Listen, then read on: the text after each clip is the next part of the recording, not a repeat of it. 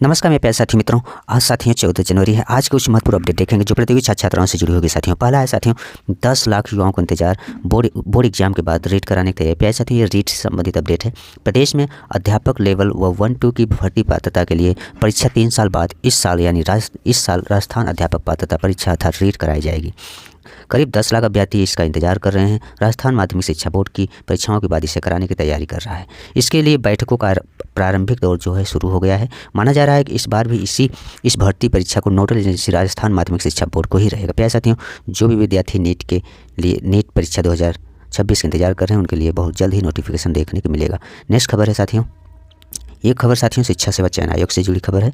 ये साथियों जैसा कि कल बैठक हुई थी जिसमें आप लोगों को यूपी पीजीटी 2022, यूपी पीजीटी 2022 और असिस्टेंट प्रोफेसर के साथ साथ यूपी टेट के संबंध में निर्णय लेना था, लेकिन अभी इससे संबंधित कोई निर्णय नहीं लिया गया है। लेकिन एक समिति बनाया गया है। उस समिति का जो है रिपोर्ट साथियों 1 हफ्ते के आसपास साथियों रिपोर्ट आने के बाद ये लोग स्पष्ट कर पाएंगे कि यूपी पीजीटी और UP PGT TGT assistant professor और टेट की एग्जाम कब कराएंगे ये लोग, उसके बारे में स्पष्ट कर पाएगा आयोग। उत्तर प्रदेश शिक्षा सेवा चयन आयोग की मंगलवार को हुई बैठक में विभिन्न भर्तियों से संबंधित 4 प्रमुख परीक्षाओं की तिथियों को लेकर विचार विमर्श किया गया।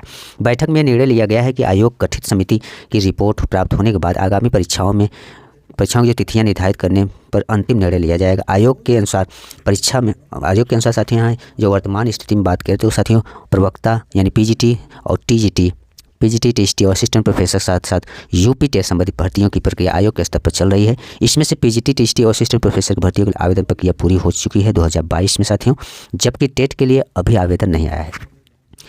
इसके लिए साथियों आयोग के अध्यक्ष प्रशांत कुमार ने बताया कि इसके संबंध में उन्होंने ये बताया है कि विभिन्न एजेंसियों के साथ किए जाने वाले समझौते ज्ञापन जैसे MOU समझौता ज्ञापन पर संबंधित बात किया है और उनका जो है तकनीकी एवं प्रशासनिक जाँच के लिए एक त्रिस्तरीय समिति का गठन किया गया है। इस समिति में उन्होंने बताया कि प्रशांत कुमार जी ने स्पष्ट यहाँ किया है कि आयोग के सदस्य RP सिंह और राधाकृष्ण और सीमा वाक्य को शामिल इसमें किया गया। इस समिति में जो समिति गठित किया गया है। अध्यक्ष ने यह भी बताया कि समिति को 1 सप्ताह के भीतर अपनी रिपोर्ट प्रस्तुत करने के निर्देश दिए गए हैं।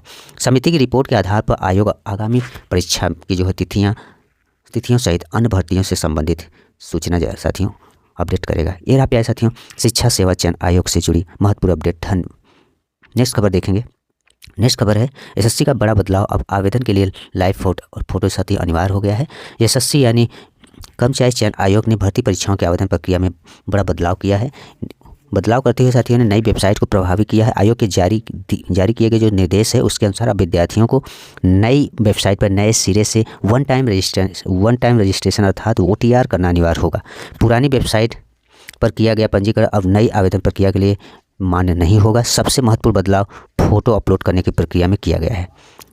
सबसे महत्वपूर्ण बदलाव फोटो अपलोड से संबंधित है। अब तक अभ्यर्थी अपनी खींची हुई फोटो अपलोड करते थे, लेकिन अब आवेदन मॉड्यूल में लाइव फोटो कैप्चर करने का प्रावधान किया गया है। इसके लिए अभ्यर्थियों को कंप्यूटर, लैपटॉप, एंड्रॉयड डिवाइस के वेबकैम का उपयोग करना होगा। आयोग ने स्पष्ट किया है कि लाइव फोटो लेते समय अभ्यर्थी को सीधी रोशनी के स्थान पर नहीं बैठना चाहिए और बैकग्राउंड सादा होना चाहिए। फोटो लेते समय कैमरा हाई लेवल पर होना अनिवार्य है। साथ ही फोटो खिंचवाते समय अभ्यर्थी के टोपी, मास्क या चश्मा नहीं पहने होने चाहिए। इन नियमों का पालन न करने पर आवेदन निरस्त किया जा सकता है। ये रहा प्यारे साथियों SSC से संबंधित अपडेट। SSC में क्या है, पहले जो पुरानी वेबसाइट थी उससे अपने नई वेबसाइट के थ्रू वन टाइम रजिस्ट्रेशन था OTP करना होगा आप लोगों को। अब इसके लिए जो आप लोग फोटो अपलोड करते थे डायरेक्ट वो अपलोड नहीं कर पाएंगे। अब डायरेक्ट साथ ही लाइव फोटो के माध्यम से आप चाहे एंड्रॉयड हो चाहे डेस्कटॉप किसी भी से अप्लाई कर रहे हैं अब लाइव फोटो ले पाएंगे। इससे संबंधित साथियों SSC ने बहुत महत्वपूर्ण अपडेट किया है। यह प्यारे साथियों SSC से संबंधित अपडेट। नेक्स्ट है यूपी पेट से संबंधित। जैसा कि प्यारे साथियों काफ़ी समय से विद्यार्थी स्ट्रगल कर रहे हैं न्यूनतम कटाव को लेकर जिलेवार साथियों प्रयास कर रहे हैं। अपने सांसद विधायक को साथियों ज्ञापन दे रहे हैं और उनके द्वारा साथियों मुख्यमंत्री को लेटर लिखा जा रहा है और देखते हैं प्यारे साथियों इसके अंतिम निर्णय कहाँ तक पहुँचता है। साथियों आयोग निर्णय लेता है कि नहीं। उत्तर प्रदेश अध्ययन सेवा चयन बोर्ड की प्रारंभिक पात्रता परीक्षाएं अर्थात यूपी पेट में न्यूनतम कटाव यानी साथियों न्यूनतम परसेंटाइल निर्धारित किए जाने के संबंध में मांग जनप्रतिनिधियों से भी की जा रही है। सांसदों और विधायकों ने मुख्यमंत्री को पत्र लिखकर कहा है कि यूपी टेट एक क्वालिफाइंग है। ऐसे में कटाव तय होने से अधिक अभ्यर्थी को मुख्य परीक्षा में बैठने का इसमें अवसर मिल सकता है।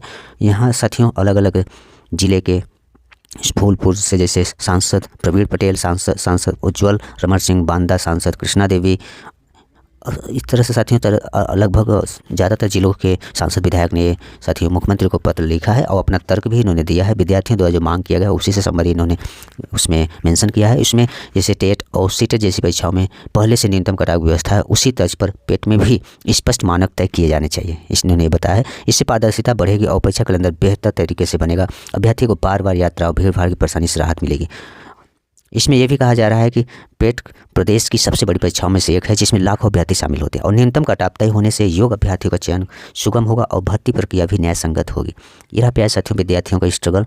देखते हैं कब तक आयोग निर्णय लेता है। आयोग को सब पता है प्यारे साथियों, आयोग को ये तो निश्चित रूप से करना ही चाहिए था, पहले से ही कर देना चाहिए था। एक न्यूनतम क्वालिफाई कटाव आपको निर्धारित कर ही देना चाहिए, जिससे विद्यार्थी इस संशय में न रहें कि मैं अप्लाई करूँ या नहीं, मेरा होगा कि नहीं।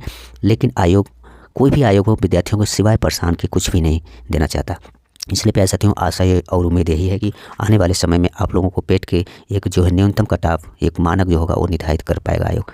ये रहा प्यारे साथियों पेट से जुड़ी अपडेट। नेक्स्ट अपडेट है ये है साथियों 6ठी 7वीं तक पढ़ाने वाले टेट या सीटेट क्वालिफाई है या नहीं साथियों। इसमें साथियों आप लोगों को जैसे इलाहाबाद हाईकोर्ट ने माध्यमिक शिक्षा निदेशक को कक्षा 6 से 10 तक के विद्यालय की संख्या, उन विद्यालयों में कक्षा 6 से 8 तक शिक्षण कार्य कर रहे शिक्षकों की संख्या तथा उनकी योग्यता की जानकारी मांगी है।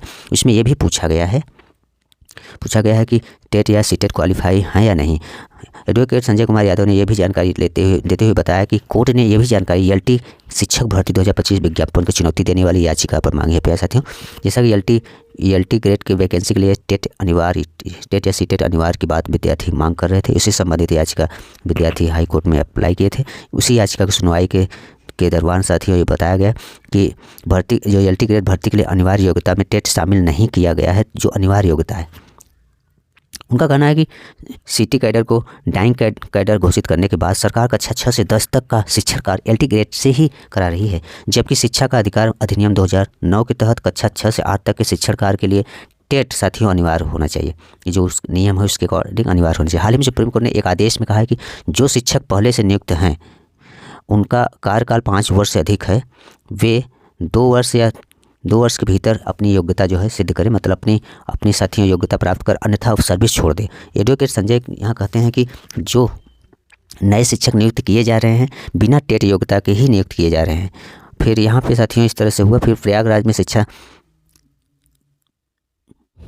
इसमें प्यारे साथियों उसी से संबंधित है, ये आप लोग देख चुके हैं।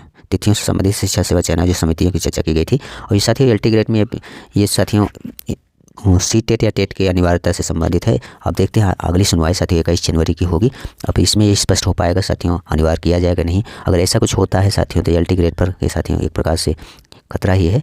तो इसमें आने वाले समय में जैसे एलटीजीआईसी के लिए भी चैलेंज होगा प्यारे साथियों। ये स्पष्ट कर देना चाहिए कि आयोग को स्पष्ट करना चाहिए थे कक्षा 6 से 10वीं तक पढ़ाएंगे तो उसके लिए टेट या सीटेट अनिवार्य है, तो उसके पर नोटिफिकेशन में मेंशन कर देना चाहिए। लेकिन बहुत सारे विद्यार्थी इससे बाहर हो जाते हैं और यहाँ तो जो याचिका किए हैं याचिकाकर्ता वो चाहते हैं साथियों यूपी एलटी ग्रेड में साथियों टेट अनिवार्य हो। एरा प्यारे साथियों एलटी ग्रेड से संबंधित एरा में प्यारे साथियों आज के कुछ इंपॉर्टेंट अपडेट्स। धन्यवाद।